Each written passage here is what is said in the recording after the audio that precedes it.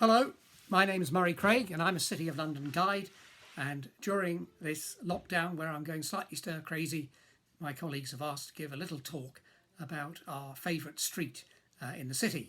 So my favourite street is Noble Street, which is off Gresham Street running up to London Wall.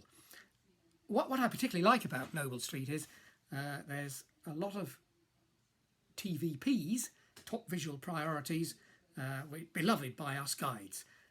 So we start by admiring the very simple and plain church of St Anne and St Agnes by Christopher Wren, which showed how diverse he could be.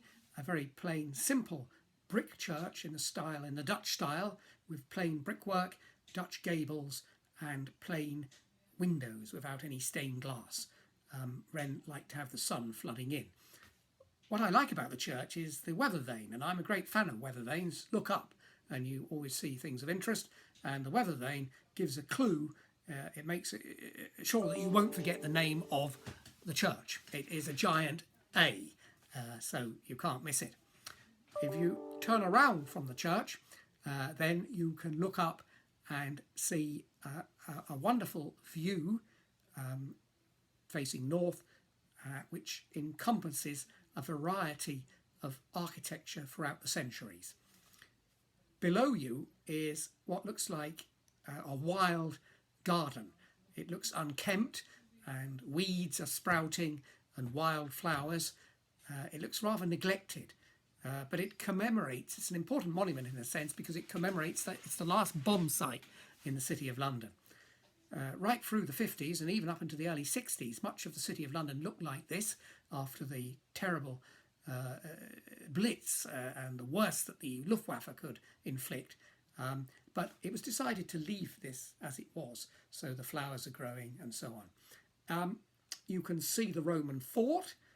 The bombing exposed this, so it's interesting to see the square mile, the Roman fort, but in fact there's a little kink in it where the fort stuck out.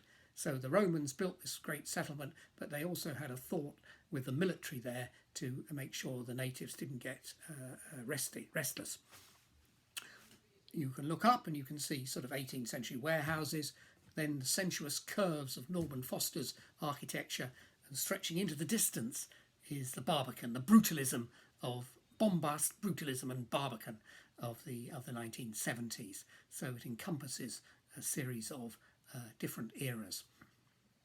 If you look up Noble Street, and you've got to have keen eyes to spot this, but there's a livery hall, the Hall of the Worshipful Company of Coachmakers and Coach Harness Makers. It was the site of their hall between 1703 and 1940, when the incendiary fire bombs were raining down. Sadly, they never rebuilt the hall, but they did get a blue plaque. Unfortunately, the owners of the building adjacent would not let the corporation put the blue plaque on the side of the wall, which would have been the best view for it, as we could have seen it high up on the wall. You have to bend down and look across, and it's on a piece of street furniture, a sort of cross between a park bench and a planter. And there is a T-junction sign obscuring it, but it's the typical blue plaque, ceramic blue plaque, but you have to bend over to look at it. I always think it's very unfortunate, and the corporation should have been stricter with the owners of the building and insisted that they put it on the side. As we go up Noble Street, we notice that some of the garden is rather beautiful and manicured. The lawn is mown, and it is a contrast to the other part of the garden, which is wild and unkempt, with, as I said, the weeds sprouting out.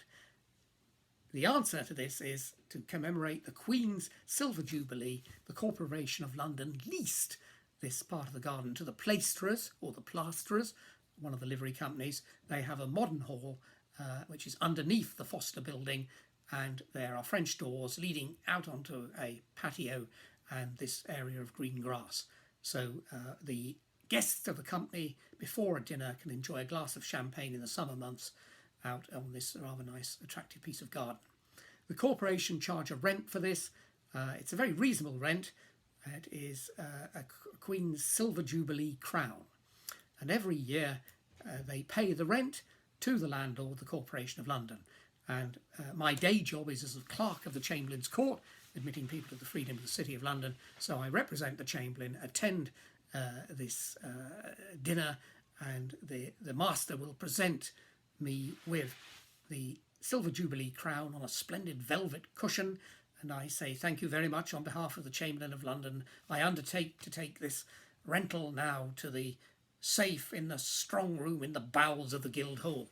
The truth of the matter is, in fact, the clerk at the end of the evening appears and I give it to him, and he puts it in a wonderful display case with all the various crowns that we've paid since 1977.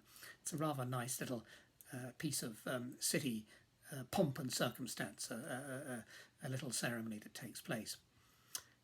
The other interesting thing about the Plaisterers, apart from the unusual spelling, there's a superfluous I, Plaisterers. When they applied for a royal charter during the reign of Queen Elizabeth I, supposedly the clerk couldn't spell and added this supplementary I. There was no need for it. So the Plaisterers rather like to keep this, and it's a little quirk. The other quirk they have is their coat of arms is supported by two grim-looking beasts. Are they dragons, or are they wyverns maybe? The answer is no, they're an Epinacus, which is a sort of a J.K. Rowling creature, if you like.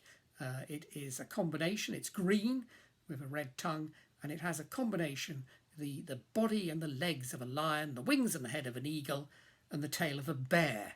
You can't help feeling the bear came off rather badly in this arrangement.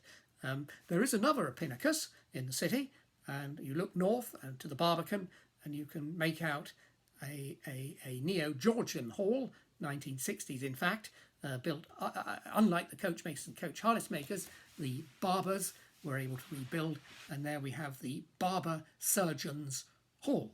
And their Epinacus is a lesser spotted Epinacus in that it has the body and the legs of a lion, the wings and the head of an eagle, and the tail of a camel.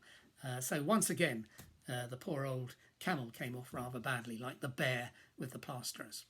So, ladies and gentlemen, I hope you've enjoyed this little glimpse into Noble Street, and I urge you, the next time you wander up this small road in the City of London, look out for these features, and it'll bring the street alive, I hope. Many thanks. Goodbye.